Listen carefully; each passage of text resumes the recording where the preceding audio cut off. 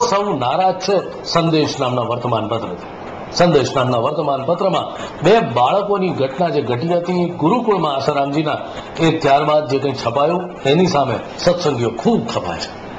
સત્સંગીઓ ગઈકાલે એકત્ર થયા અને પહોંચ્યા હતા યુગ વેદાંત સમિતિના માધ્યમથી જિલ્લા કલેક્ટર પાસે. જિલ્લા કલેક્ટર તો ન મળ્યા, પરંતુ જવાબદાર અધિકારીને આવેદનપત્ર આપીને જે કે બોલ્યા છે સત્સંગીઓ એ પણ સાંભળવા જેવું છે. એટલું તો સમજો કે સ્વતંત્રતા છે, સ્વતંત્રતા નથી. અને આવી રીતે જો પત્રકારો લખશે તો સમાજની અંદર બહુ મોટું વૈમનસ્ય ફેલાશે. અને એની સર્વ જવાબદારી આ સંદેશના પેપરના પત્રકારોની રહેશે, જે બિન પાયાના સમાચારો છાપે છે, જેને કોઈ એવિડન્સ નથી એમની પાસે. જો એમની પાસે એવિડન્સ હોય તો લઈને હાજર થઈ જાય. અને આ વસ્તુ કૃત્ય કરી રહ્યા છે એ અમને એવું લાગે છે કે એમની પોતાની પબ્લિસિટી કરવા માટે અંગત સ્વાર્થ છે.